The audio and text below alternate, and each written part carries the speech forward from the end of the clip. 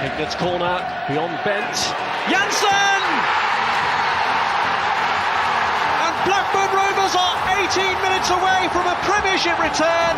As far as Stewart, just outside the penalty area, clips it central for David Dunn. David Dunn equalises! It just had to be. Dack's corner and it goes. Glad towards goal! And Rovers have taken the lead! And Charlie Mulgrew has scored his 14th of the season. It may well be the goal that sends Rovers back into the Championship.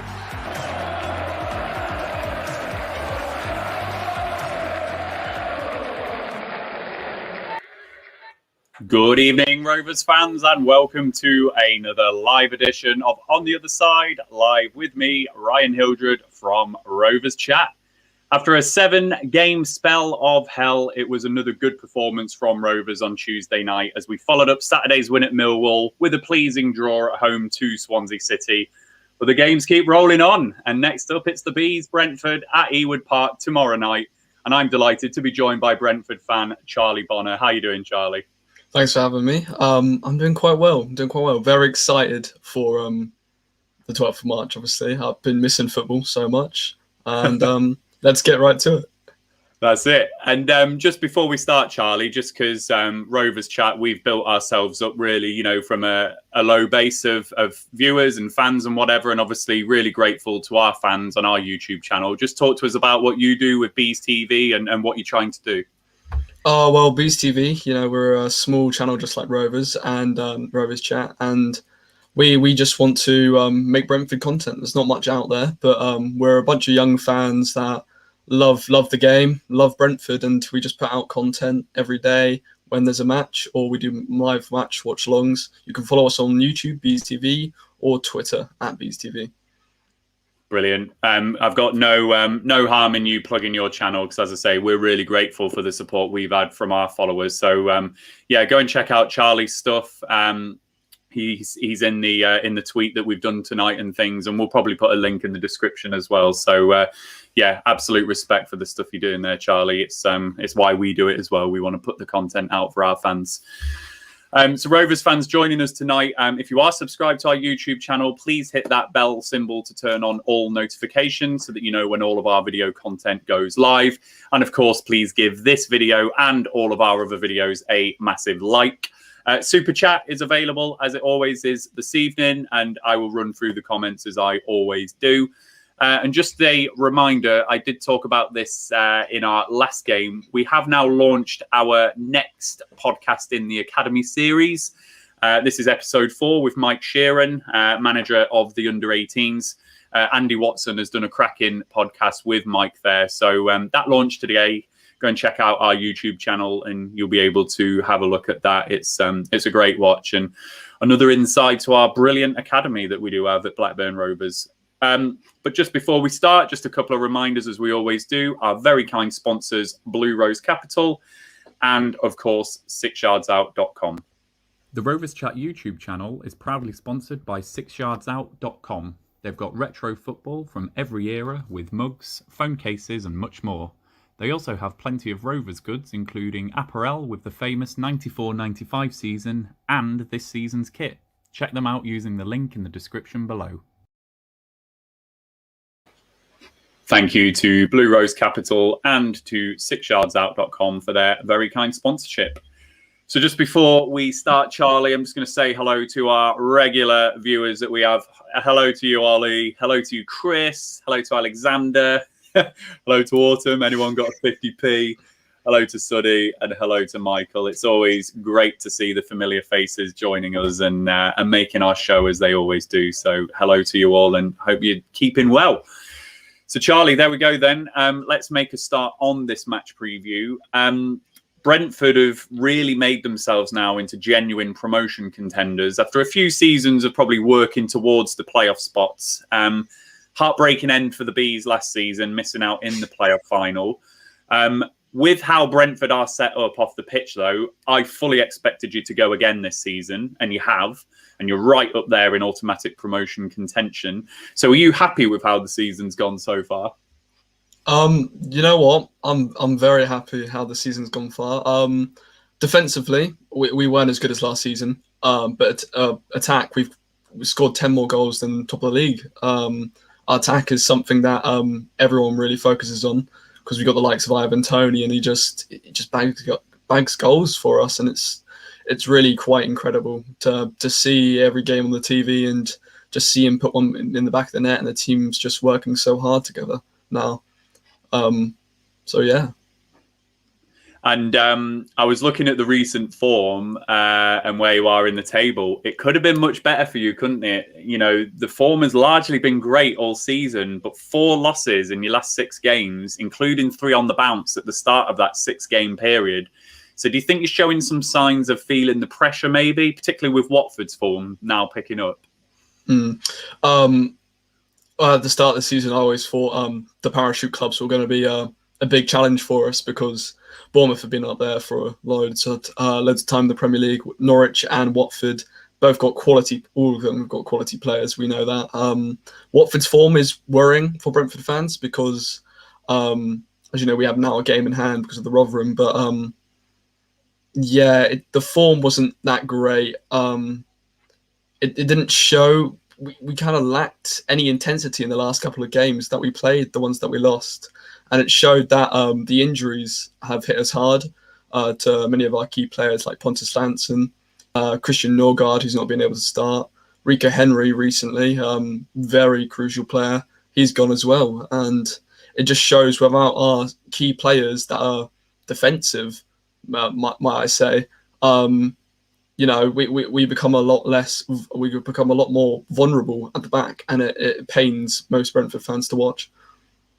Yeah, definitely. And I think when you're right at the top of the Championship and going for automatic promotion, you've got to be on it all the time and really sustain that form, haven't you? So, I thought it was really interesting just looking at that recent form. Dave Park has been reading my script again. We will come on to this question, Charlie. So I've got a very similar one to that. So just take note of what Dave's asked, and I'll be asking something fairly similar to that, and we'll pick up Dave's comment a bit later on as well. But Charlie, you've mentioned it. The standout part of Brentford's game is, of course, that attacking style that brings you goals. Comfortably, the league's top goal scorers with 61 goals in the league. And just to put into context, Cardiff, I was quite surprised to see, are next on 53. There's been a lot of talk about plan Bs with Rovers this season. So when we're not winning games or getting results, a plan B, big man up front or whatever. And Russell Martin at MK Dons has really responded quite heavily in the press this week, just saying, he thinks it's nonsense, basically. So when you think of those losses that you've had recently, do you think you could have done with a plan B, or are you really confident in this brand of football that you're playing? I'm definitely confident with what Thomas has to do with the football at the club. And I think the club's strategy of playing, getting a goal, and try and get another goal, not defend the 1-0 lead, because everyone at Brentford knows that if we're not that kind of club that sits back with a back 5. We always play 4-3-3, and we always want to get another goal to kill the game off. And in the games that we lost, the plan B thing, we were one game without Ivan Toney, and a lot of the Brentford fans on Twitter and on the forums that we know, were a bit worried because of how important he is, and they were like, "Oh, what if we play this guy up front? What if we play our young striker Marcus Force?" And people were arguing, it's this and that and this and that. But we did have a plan B, and that was to put Brahim Mbeumo up front. And I think that's a very good option because we have 3 wingers: Saman Ghoddos, Tarek Fosu, and Brahim Mbeumo. And Brian, in the French league where he came from, played striker. So no doubt to me that he can play there, and he scored a goal on the night. So, and it turned it into a win as well. But against the losses, when we've had Ivan Toney, we haven't looked sharp enough. We haven't looked awake enough, and the plan B kind of goes out the window with Brentford because we seem to lack any of the passing movement. Against Norwich, we were good for 15 minutes, created some chances. 𝐒𝐏𝐻𝐿 Canos unluckily missed the ball, but then after that, confidence went down after they scored that 1 goal before half time, and passes weren't great. And when you just zip the ball back between the back 4, that's what we did, and there was nothing created. So that's the Brentford we've got at the moment, but I'm definitely sure it will pick up and we'll get our form back. For sure. And if we just move on a little bit and talk about Thomas Frank, relatively unknown Danish coach who was part of Dean Smith's backroom staff originally. I hadn't quite clocked that until I was looking into it tonight. He then took over the head coach role in October 2018 when Dean Smith left. And since being promoted into the Championship, Brentford have slowly built, as I say, apart from that first season you had where he came 5th. So you've come 5th, 9th, 10th, 9th, then 11th in Frank's first part season. And I'm asking this question deliberately, Charlie, because there's a lot of talk in the Rovers fan base about Mowbray. And I can see comparisons with those types of league finishes and where Rovers think they should be. Frank's first full season last season, you've come 3rd. And this season, he's got you right into the automatic promotion picture. So what has he brought to Brentford that the likes of Dean Smith didn't? You know, what has he done to give you that next push in your progression? Is it all down to him, or is it combined with that off-field philosophy that you do have at Brentford? I think it's combined with the off-field philosophy, because if we go back all the years that we had the very first season, Mark Warburton, the QPR manager now, he was perfect. He scored goals, but again, we lack defensively with him. You let in too many goals, and we can see that now with a team like QPR. They score goals, but let in too many goals, then they score right now. And that's what we had. But we got very lucky in that first season because we had League One players. We had some players that were standouts like 𝐂𝐻𝐿, but other than that, we didn't have the statistics that we have now about our backroom staff or our backroom players that create the chances. And coming up to these Norwich seasons where you said that Thomas Frank first season 11th, and then pushing for 3rd, pushing for 2nd, and then we got 2nd around this season. We've dropped down a little bit, but he's a fantastic manager. He's definitely really underrated. And the point that you're going off, I believe, is will Mowbray be able to do the same with Rovers? And I think Rovers has got a very talented squad. Bradley Dack, you've got Gallagher, you've got Harvey Elliott, brilliant player, by the way. I wanted him at Brentford, to be honest with you, but unlucky we didn't get that, and we got Salmon Ghoddos instead. But who else? We've also got there's that striker that plays up front for you. I can't remember his name. Armstrong, the Newcastle lad, the ex-Newcastle lad. Yeah, brilliant player. I really liked your football when I was watching you play, and I was noticing against the Swansea game, when it was that 1-1 game, your first goal was brilliant. Someone played a chipped through ball right between two defenders. Yeah, loved it. It was a beautiful goal. And it really stood out to me because that type of playing it from the wing, going into the centre and having your striker run off a man, that can kill teams off in this division. We've seen this so much with other strikers at Brentford and higher strikers up like Teemu Pukki. He does it so well. But back to the original point of what you were saying with can Mowbray, kind of take Rovers to a next step. I think he could. I think he's a very different manager to what Thomas is. But I think Mowbray's probably got a plan somewhere in the works at Rovers, and I think he could deliver and probably get you into promotion.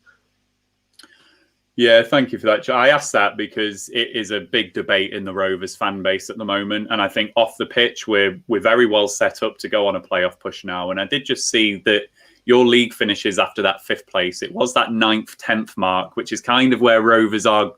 We probably will come maybe lower top half, maybe top of the bottom half. We're going to be in and around that place, just not quite making playoffs. It's just that thought of, could another manager get us promoted? And I did just notice that Frank really got you a bit higher, so that's why I asked that one in particular. But no, good observations. So moving on then, just we've got to talk about your standout performer this season, which is Ivan Toney, who's left Adam Armstrong behind in the Golden Boot race in the Championship. 25 goals compared to Armstrong's 19. This is where Dave Park was reading my script. He follows a succession of good strikers at Brentford when you think of Andre Gray, Neil Maupay, and Ollie Watkins. What does Ivan Toney bring, and how does he compare to those? Ivan Toney, well, you can say the likes between Ollie Watkins, Andre Gray, Neil Maupay. Those are all strikers. You get Ivan Toney out of nowhere. There was a lot of doubt before him at the season because we've always picked up players like Ollie Watkins was from Exeter City, and Neil Maupay was from a French team in Ligue 1 Nice, where we also got Saïd Benrahma. But we always pick up a player from a lower league side and trying to develop them into a better player and hopefully get them into the Premier League level. But what they differ is that Ollie Watkins was great hold-up play. Brilliant. He was so good on the eye to watch, and many Brentford fans, the quote was champagne football, and it was just pinged across everywhere, so fluid. Neil Maupay was different. He was more physical, had a beautiful volley, and he could get behind strikers and defenders, and he could really rough them up and get round them, and he'd be annoying being in their face. Ivan Toney, aerial presence. He's a complete striker, left foot, right foot, penalties, and people say tap-in Toney, but a complete striker would score tap-ins, and that's just what he's been doing for us this season, and I think he's unbelievable to watch. Before the game that we had earlier on in the season, I did look a bit at Toney, particularly when Armstrong and Toney were obviously closer in the top goal scorer stakes, and I think his movement in the box and his ability to lose his marker is actually outstanding. Ivan Toney, he can just really find that space. And when you've got players in your side which are putting it on a plate for him, he's going to get those goals. So, he's only tapping Toney because of the service he's getting provided, and he's finding that space as well. So I think he is a top striker. He really is. So I'm just going to go on to some of the questions that we've had in here. So, we'll ask Dave's first. So you've just obviously spoken about those, and we'll throw in Benrahma as well. So who did you prefer out of Andre Gray, Neil Maupay, Saïd Benrahma, Ollie Watkins, or Ivan Toney? I've been it's such a hard decision. You've put me on a plate here because I've watched all of them play, every single game, been to every single match, and I mean, my favourite player while watching for 2 years. Consistent, he was so good on the ball, flair, got the assist, double figures and goals as well. My favourite player, personally, is Saïd Benrahma because, I have his shirt from Hull City. I've followed him pretty much everywhere since his time at Nice before we bought him, and he was just a quality player. I knew that this kid was going to be Premier League level. Many Brentford fans would say Watkins. Loads of people love Maupay. But right now, my favourite pass player is Benrahma, but right now it's Toney. He's blown the massive gap to fill because of Ollie Watkins, and he's blown that out the water. It's the first time Brentford have got 3 strikers in the past years that have scored 25 plus goals in 60 years. It's incredible. Yeah, it is. It absolutely is. So hopefully that answered Dave. I'm going to come on to Ollie's question now, which this is the running joke on our channel, Charlie, because I said that Adam Armstrong was worth 10 million in the early part of the season. I was misquoted. I stand by. I was misquoted. But no, until we've got the money in the bank, he is worth 10 million until he signs a new contract. So he's obviously worth more than 10 million, but I just don't think we're going to get more than 10 million for him. I still stand by that. Would you swap Ivan Toney for Adam Armstrong? I love Ivan Toney, but Adam Armstrong's a quality player, and he's really good for you guys at Rovers, and I don't want to take that away from you, so I'm going to stick with Ivan Toney. Good answer. And Dizzy's question here, we've obviously seen players come and go out of Brentford, particularly for big money. So what's Toney's contract situation like, and is there any rumblings that he won't be there next season if you don't go up? There's always a thing with Brentford where if we don't go up, most clubs in the Premier League know that, Brentford's a feeder club, But this season, I think it will be different because Toney is signed on a 5-year contract, and obviously that's going to up his price and value as well with the amount of goals he's scoring and assists he's making, and the length of the contract. But yeah, we originally bought him for 5 million plus an add-ons from Peterborough. I'm guessing that's to do with the amount of expected goals they're guessing you will score in the Championship. But I think Toney will, if we don't go up this season by a miracle, then I think Toney might stay for an extra year, And then if we don't got that year, then Tony will definitely leave. We've got other players as well that I'm worried about leaving, like 𝐒𝐿𝐄𝐍𝐻. But right now, injured, I don't think many clubs are going to be looking at an injured player. So I'm quite safe with that. But I think Tony's safe for now. Excellent. Mark Whittle has been reading my script. I will be asking Charlie about David Raya very shortly, Mark. So stick around for that one. So just going back to the questions I'd prepared then, Charlie, you've had to cope with losing two huge players for your side this season. Lost Ollie Watkins and lost Saeed Benrahma. But goals haven't been a problem for you. So who stepped up and really helped fill the void left by those two? Well, the void was filled in by Ivan at the up front position where Ollie Watkins had to be converted back from, because he was originally a striker at Exeter, then he went to a left winger at Brentford, then he went back to a striker. We all know that now. But the void has been filled at the main target centre as Ivan Toney. But the wingers, the start of the season, Brahim Mbeumo and 𝐒𝐐𝐎𝐍𝐒. Sergi came back from a recent injury. He's been having problems with his legs. And Brahim Mbeumo had COVID. So, it's been very hard to keep those players up and fit. But when they started going, we really saw the best of them. And, Brahim Mbeumo scored, I think, 2 goals in 15 minutes against Reading when Reading came to us earlier on in the season. And we blew them away at 3-1 in the first half, pretty much, 3-0. And it was incredible to see. I think the wingers have been important, but I also think that the goals have been coming around from the whole team, not just Ivan. We've got midfielder goals, we've got Jenelt, we've got left back goals, we've got Henry getting in goals, we've got right back goals, Henrik Dalsgaard, our captain. We've also got, the up front three, but we've also got Josta Silva, who's an amazing, incredible player. And I think right now he's playing in the under-21s for England, but De Silva is our best prospect at Brentford. And I think he could be in an England national team in 2 years' time. High praise there for De Silva. So, yeah, I've certainly been impressed with him when I've seen him as well. And just before we move on, I'm just going to bring in Chris's question here for you, Charlie. So, is it hard finding these players, these gems, and then seeing them do so well and then having to say goodbye? And again, that's quite topical for Rovers because we're talking about life after Adam Armstrong. If he doesn't sign that new contract, then we are probably going to lose him in the summer. And earlier on in the season, I spoke to a Norwich fan about when they lost James Maddison, who was a huge player for them at the time. Is it hard for you? Because we've seen it not just with those three, but Andre Gray's another one, isn't he? Just players who you seem to really develop and then they go. How hard is it? It's incredibly hard because you go game in and game out and you watch these players, you scream at them, you praise them, you want them to do better every game when you're in the stands. Because at Griffin Park, it was me and my dad, my family going, and everyone there, because it's such a family club, would cheer on the players even if we were losing, depending on how big the scoreline was or wasn't. But, I've seen players like Andre Gray score crucial goals, Neil Maupay, Ollie Watkins and Saeed Benrahma. Seeing them all leave is sad, but there was an interview with Ollie Watkins that came out in a Danish podcast, and it said he was so upset by losing in the player final. Players were crying, screaming, really aggravated in the changing rooms after.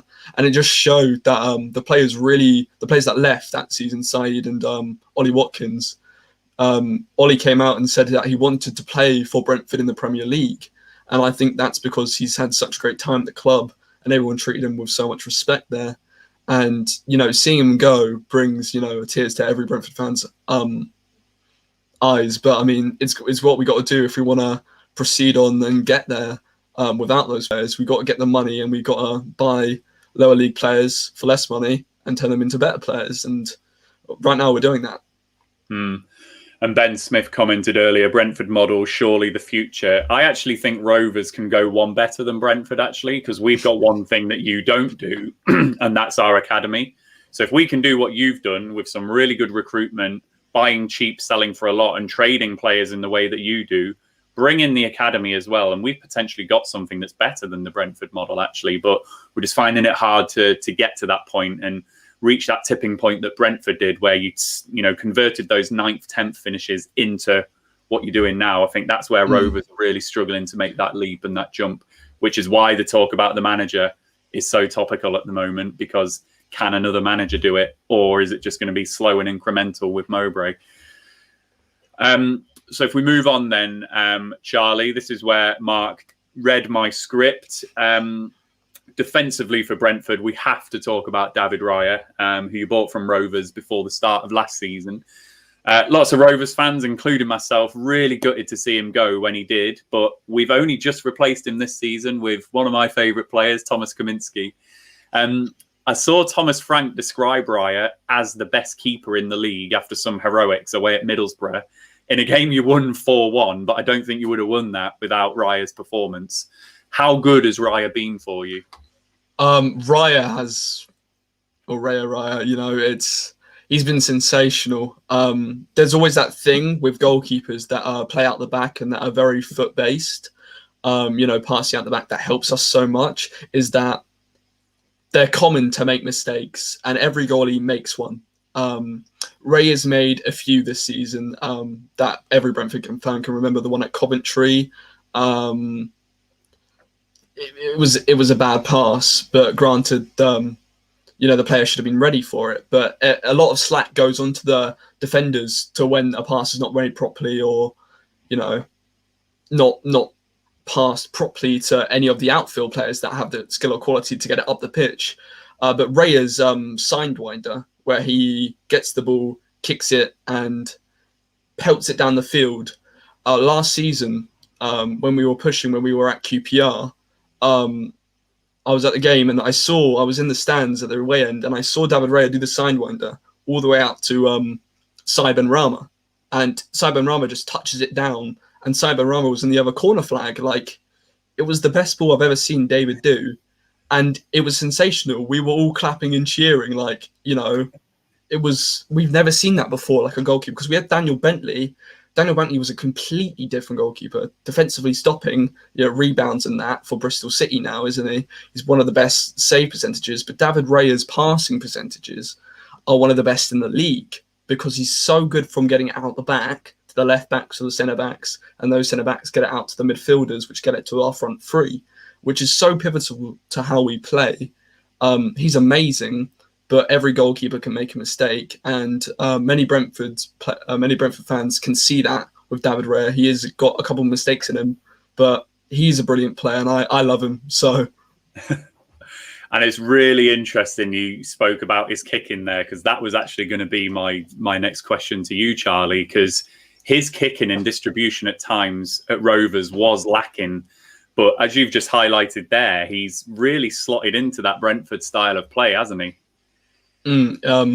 Sensational, really, because I didn't see him a lot play for. I wasn't really following Rovers that much last year because of such the hype around Brentford.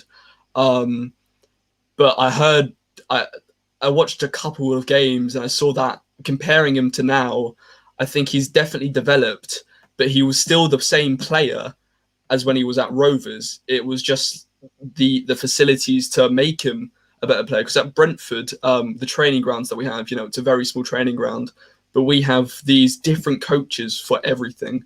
So we have sleep coaches, fitness coaches, we have goalkeeper coaches, and Brentford put out a video last year of David Raya doing a goalkeeper exercise, and David Raya was playing like an outfield player for most of it. He was going up for headers, and then he was switching it, running around, and then jumping down on the floor, coming out to grab a ball. It was insane. It was the best goalkeeper drill I've ever seen as well. And we see that from a respect of where the transition from Rovers to Brentford, and to see how pivotal he's been for us. It's just unlucky that Rovers wasn't able to unlock that Brentford have been. And it's definitely a step that Rovers can do in the future. As you were saying that you wanted to, you know, solidify and then climb higher and higher progressively. That is what you need to do. You need to have and make sure your players are developed enough to get them forward and on the ball as much, because, you know, your goalkeeper, I can't remember the name of him, Kaminski. how would you rate him? Is he good from playing out the back? Or You're asking the wrong person here, because I absolutely love this man unconditionally. I think Raya and 𝐒𝐿𝐄 have both found the perfect clubs in terms of how the two clubs want to play. So Raya's obviously slotted into your passing and progression and how you want to build from the back. We've got 𝐒𝐿𝐄, who is a very aggressive keeper off his line, which allows our back line to be higher up the pitch. And Mowbray said about a high back line, particularly when Charlie Mulgrew left the club, he left under a bit of a cloud, and it's because he couldn't trust Mulgrew to help with the high back line. But 𝐒𝐿𝐄 allows us to do that. So I think 𝐒𝐿𝐄 slotted into how Tony Mowbray ultimately wants to marshal his defence.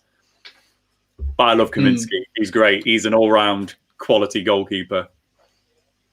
he sounds good if he helps your back four get up higher, because that means a higher press from Blackburn, doesn't it? And Brentford, I'm afraid, can't play out of a press at the moment. So I'm a bit worried for that now that you've said that. But I mean, gotta hope.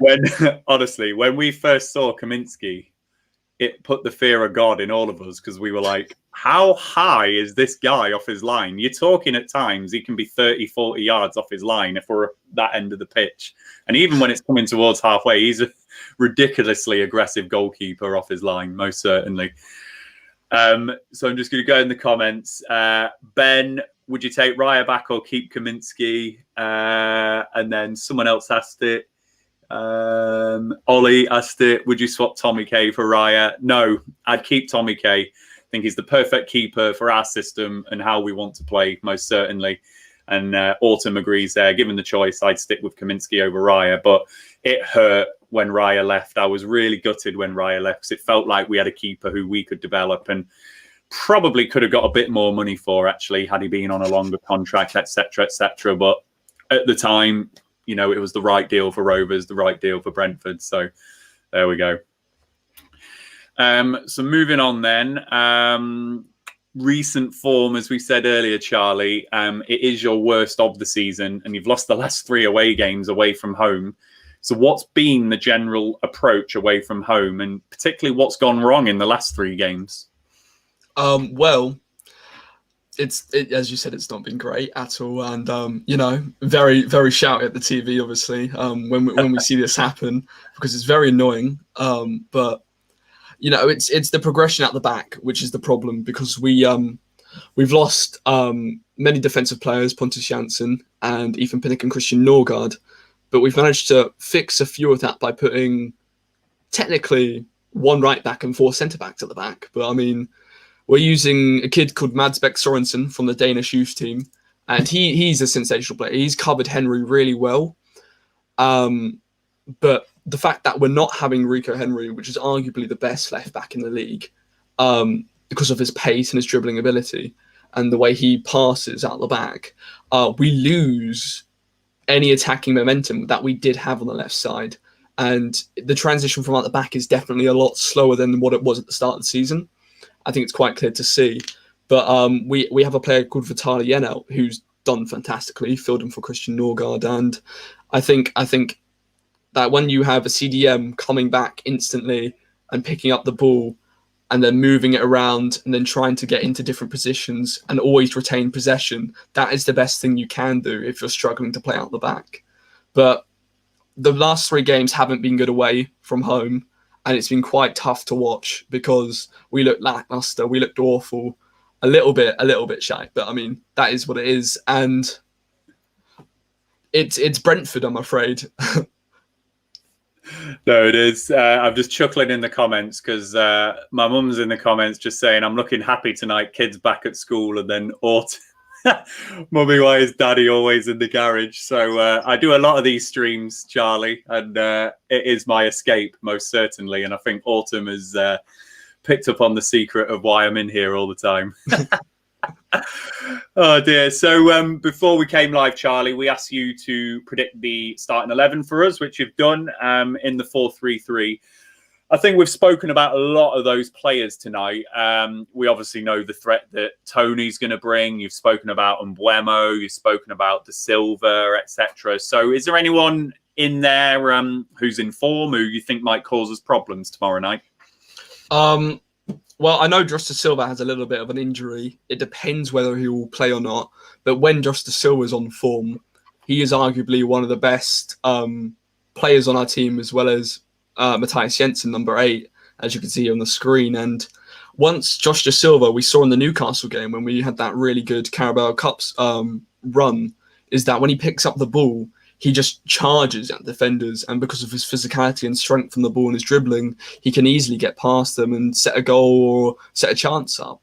And Matthias Jensen and Ivan Toney are arguably some of our best performing players at the moment. And our back four recently have been pretty good. 𝐒𝐏𝐻𝐿, I can see Chris has put in the chat, 𝐒𝐏𝐻𝐿 always plays well against us. I mean, he's been a bit off form recently, but when he does play against Blackburn, I remember that when the fans went back into the stadium, he scored that beauty of a goal into the top right-hand corner. And, you know, we were obviously all screaming at home because he needed it so much. He's one of those players that loves to play in front of a crowd. He's very determined, and he's a very emotional player. So when he comes against his former club or a club that he doesn't really like as much, or a club that's a rival club like QPR or Fulham or stuff, he always puts in 100%, and that's what we need. Depending on whether he does that on the 12th of March has to be seen. And if there are any areas of weakness for Rovers to exploit tomorrow, where could we hurt you? Where could you hurt us? Oh God, definitely down the left side where Madsbek is. He doesn't have a lot of pace. He's very physical, but he does tend to give a lot of fouls away, which maybe because of his youngness. You know, he's very young. He's only 22, and the progression. If you come at us with like wide wingers that cross into the box, or you know, play passing football and then getting through the lines, our defensive back four will try to get there. But in the recent games away from home, they've been very sloppy. But this new back four of Winston Reid, Ethan Pinnock, Henrik Dansgaard and Madsbek Sorensen has been very solid with crosses at the moment. But it's Brentford. You know, we always concede from a cross or a free kick or something silly like that we give away. So if Rovers want to be that team that play a high press, make it difficult for us to get out and you know, draw fouls around outside our box, then any free kick specialist that you have in your team would probably put a goal in, to be honest with you. So there's a couple of things you've said there, which I hope. We have got a free kick specialist in Barry Douglas, who we are waiting to bang one in the top corner. So he has got a good delivery on him, most certainly. And on our day, we can press well. And we saw that. Oh, my green screen's falling down, look. On our day, we can do a press, and we did see that against Millwall on Saturday. Tyrese Dolan, in particular, leading from the front. So maybe that's where Mowbray's got to instruct the players tomorrow night and really get pressing you. And just before we move on to predictions for the game, Charlie, and how you think it's going to go, what were your memories of that game that we played at your stadium in December, wasn't it? You know, it was a game of 2 hours for Rovers. I thought we were brilliant in that first half up until the point Lenihan got sent off. And then the end of the game, we obviously rescued a point with the Davenport goal. What did you make of the game? You know, just those 2 bits, you know, how you thought Rovers did with 11 men, and just your thoughts, obviously, when we rescued the point. You know, first half, you said you were fantastic. I thought so too. I was not expecting for you to come at us like that with 11 players. And Brentford struggled a little bit, but it was all about the gear changing. It's the momentum that Brentford have. And we got a little bit eased into it a little bit more, but Rovers were 100% the best team in the first half. Definitely a game of 2 halves is what you said.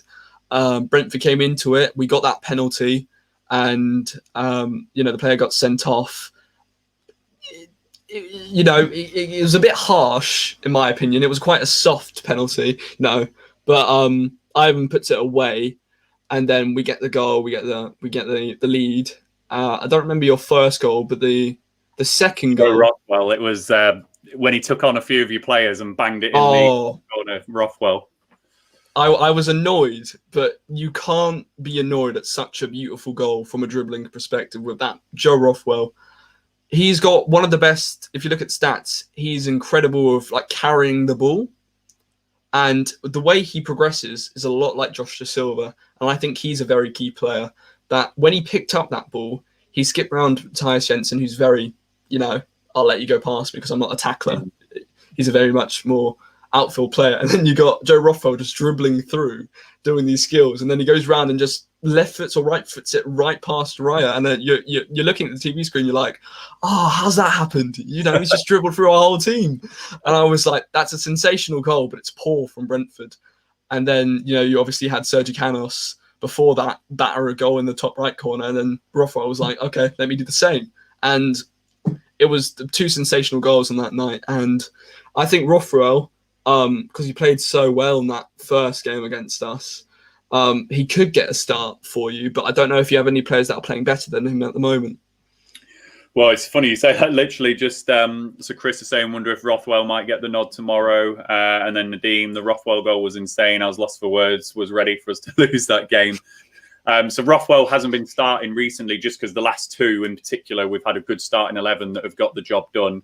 I do just wonder if he will freshen it up in midfield. This is our 3rd game in 6 days. And Rothwell obviously did have a good game against you. And I think you are a bit more open and a bit more with the way you play. There are spaces that Joe Rothwell might be able to exploit. So I do wonder if he will, certainly. Definitely. But so as you've seen in the comments, that Davenport goal, there we go. So Nadeem, the Davenport goal was the best I've celebrated in a while. And Michael, incredible. Nadeem, how did you feel when Davenport got that equaliser at the end? I don't want to say mad or anything bad, but I mean it was a good goal. We were sloppy, and you can say Rovers. From a Brentford fan perspective, many Brentford fans will be like, well, we were the better team in the second half. And they'll be like, well, Rovers didn't deserve that. But the way you created to get the goal is something that we lack in defensive ability.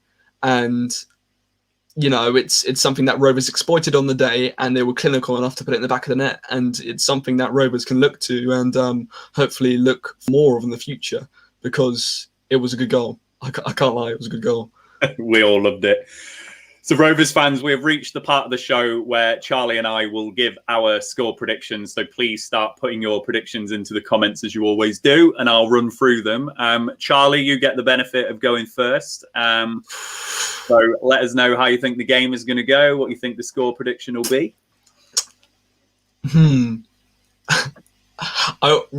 Just based on form, I want to say a Brentford win and back my own team, because this would be crucial if we win this, because we'll stay in front of Swansea and we'll be on drawn level points with Watford. We'll go above them. We'll go second because of goal difference. But it's very crucial that Brentford win this game, and many Brentford fans will be wanting this because we've waited so long for a game because of the Rotherham game postponed. So I'm going to go 2-1 Brentford. 2-1 Brentford. I was going to say 3-2 Brentford, but I'm not sure.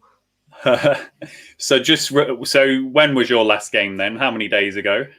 Our last game was against Norwich. Our previous one got postponed, which was Rotherham. They seem to have a COVID outbreak, which was unfortunate for their players and their backroom staff. But it's COVID. You got to stick to the rules. And yeah, we haven't played in nine days, and everyone else has. So we have a game in hand. So it could be interesting. So that is just... So this is your first game in 9 days, and this is our third in 6 days. Oh, I just wonder if that'll be an impact. We are riding a confident wave, though. I'm going to back us. I'm backing us, Charlie. I'm going to say a 2-1 Rovers win. I think we've got some confidence back in our side. We played really well against Swansea the other night, and you could argue that it was a disappointing result because we did, they were there for the taking. Brilliant result at Millwall. The confidence seems to be back. We've brought players into the side which are clearly saying, right, this shirt's mine now. The likes of John Buckley, Joe Rankin-Costello, Tom Tribal. These are players that are really playing for their shirt now. So, I'm fancying us 2-1 Rovers. I'm going to say it. And I just think you're there for the taking as well. You don't come up against Brentford very often. 4 losses in 6 games, 3 away defeats on the spin. You're playing first out of the clubs, Friday night game. It puts the pressure on you a little bit. We've got nothing to play for. I'm going to do it. 2-1 Rovers is what I'm saying. Sorry. Not sure how I feel about that, but I mean, got to back your own team. You've got to back your own team in any game, and especially because it's at home at Rovers. So I understand it. But I'm seeing a lot of high scoring there. Draw 7-7. What's that guy on? What's that? Blame my winning prediction on this evil triangle just there. Look, it's obviously gone to my head a little bit. This black triangle of nothingness above Ewood Park. It's clearly getting into my head. So yeah, first prediction was Lee. Draw at 7-7 would be brilliant, Lee, if that actually happened. That would be a cracker of a game. I'm just going to see if Chris re-qualified his prediction because he put this one earlier on. So he's saying he's having a fiver on 𝐂𝐻𝐍𝐓 first goal, Rovers 3-2. I'll go further down the comments and see if he went further on that. Lee said 7-7, of course. Nadine, 2-1 Rovers. Mark, 2-2 will be a good game. Yeah, I do think it'll be a good game, Mark.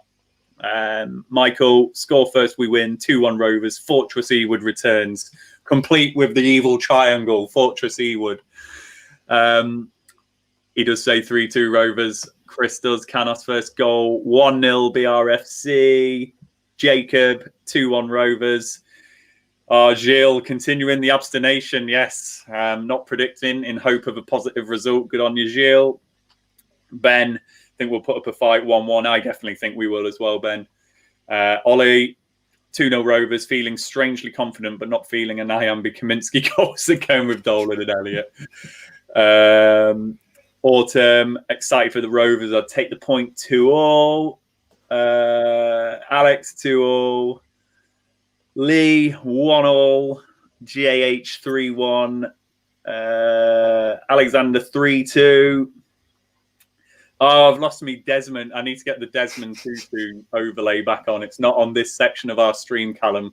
I promise he'll be back in play for tomorrow, if any of you predict 2-2 on the watch-along tomorrow. Sonny, sadly, 2-1 Brentford. I'm sorry, but I'm just not that optimistic. Oh, Sonny. Fraser, 3-1 Rovers. Ollie, I like it. We're going to score from the corner. Nah. Ollie, that is prediction. I like it. Prediction. MJB, 3-1 Bees. 𝐿𝐿 another 1-0 for me. And Jacob is saying a Dolan goal. So there we go, Rovers fans. You've got probably about 2 minutes to get a prediction in if you haven't already. Just as I close off the stream. So Charlie, just want to say thank you for joining us and giving up your time tonight. Just remind us about your channel again and what you're doing at Bees TV. Bees TV. Go follow us there on YouTube and Twitter. And we just post Brentford content. So if you're a Championship fan that just likes to watch Championship content around the whole aspect, we're just like Rovers Chat. We like to have a little watch-alongs. We just did one recently. So if you ever want to join for a Brentford game, if Rovers aren't playing, then come along. Everyone's welcome. Everyone's welcome. Thanks, Charlie. Yeah, huge respect. You know, we've all got to start somewhere, haven't we? So absolutely, as I say, no harm whatsoever in promoting your channel on our show, because all these people that have been commenting tonight and everyone we have on our watch-alongs ultimately make our show as well. So thanks, Charlie. You've been absolutely fab tonight and really good insight into Brentford. So thank you. Thanks for having me. No worries. And Rovers fans, if you are not subscribed to our channel, please hit that subscribe button. If you are, please hit the bell notification so that you get that notification of when all of our video content is published or goes live. We are, of course, back tomorrow with the watch along at about 7:15. It will be. And then we've got the post-match show as we usually do. It'll be about 10 p.m. Please give this video a like and all of our other videos a like. Let's push the likes on our videos now. Would really like to see that. And yeah, come and join us tomorrow. We'll be watching the game as we usually do, me, Joe and Luke. In the meantime, please check out the 𝐒𝐿 Academy episode 4 video. Andy Watson has had a really good chat with Mike, who is the under-18s manager at Rovers. Just further insight into our fantastic academy and the great work which is being done off the pitch. And yeah, I will leave you just with 2 things, as we usually do. Thank you to Blue Rose Capital, our sponsors. And I will leave you with the sponsor message from 6yardsOut.com. See you later, everyone. The Rovers Chat YouTube channel is proudly sponsored by 𝐒𝐏𝐎𝐍𝐒.com. They've got retro football from every era with mugs, phone cases and much more. They also have plenty of Rovers goods, including apparel with the famous 94-95 season and this season's kit. Check them out using the link in the description below.